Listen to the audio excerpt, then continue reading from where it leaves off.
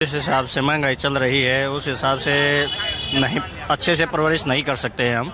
लेकिन ये है कि कम से कम 2 बच्चों का तो हम कर ही सकते हैं। अगर ठीक ठाक अगर आप रोज़गार कर रहे हो, कोई काम कर रहे हो, तो 2 बच्चों को आप पाल सकते हैं। लेकिन आज जिस हिसाब से एजुकेशन स्टैंडर्ड है हमारा, सरकारी स्कूलों में आप एजुकेशन स्टैंडर्ड बिल्कुल गिर चुका है। प्राइवेट में पढ़ाएं तो फीस इतनी ज़्यादा है, उनका अलग अलग खर्चा हो जाता है। और दूसरा आजकल पेट्रोल महंगाई, हर चीज़ की महंगाई मतलब बढ़ गई है। तो 2 बच्चे, शिक्षा और स्वास्थ्य, पढ़ाई और दवाई ही इतनी महंगी है कि आप उनकी ज़्यादा आप केयर नहीं कर पाओगे, ज़्यादा बच्चे अगर आप रख रहे हो तो। लेकिन 2 का क्या है कि 2 होने चाहिए मेरे हिसाब से, क्योंकि आप एक पे खुदा न खास्ता कल कुछ हो जाए तो आपका आगे के लिए एक तो बचे आपके बुढ़ापे के लिए। लेकिन 3 ज़्यादा हो जाते हैं, 3 नहीं होने चाहिए।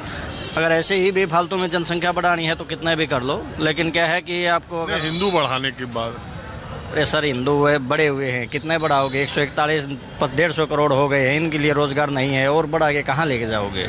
उनके लिए भी रोज़गार नहीं है। आप ये कोई वो ताल्लुक नहीं है कि 3 करो 4 करो, नहीं, ये हमारे हिसाब से गलत है। आप 2 बच्चा आदमी पैदा करता है, फैमिली अपनी बनाता है, तो वो अपने लिए, अपने बच्चों की बेहतरी के लिए, कि धर्म की खातिर, की धर्म रक्षा के लिए उसको बढ़ाना है, नहीं तो हिंदुओं की संख्या कम हो जाए, ये भाव भी आता है या क्या है? मैं आम लोगों की बात कर, नहीं, ये धर्म का इससे कोई लेना देना नहीं है। धर्म का देखो इसमें कोई भाव नहीं आना चाहिए। आदमी को अपने परिवार, अपनी आर्थिक स्थिति देख के ही बच्चे पैदा करने चाहिए। जिस हिसाब से आपका परिवार है, आपका भाई आपकी जो आय है उस हिसाब से, कितनी आपका आय अर्जित हो रही है, कितना आपका खर्चा, उस हिसाब से आपका प्लान होना चाहिए फैमिली का। तो आपको लगता नहीं जनसंख्या कम होती जाएगी तो बाद में 150 साल बाद, 200 साल बाद हिंदू बहुत कमजोर हो जाएंगे?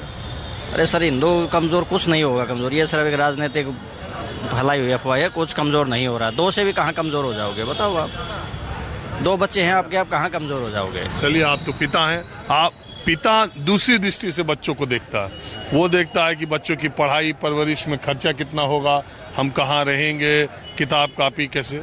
माँ दूसरी दृष्टि से देखती है, छोटा बच्चा, बड़ा बच्चा, खाना पीना, समय से उसको भेजना स्कूल। अगर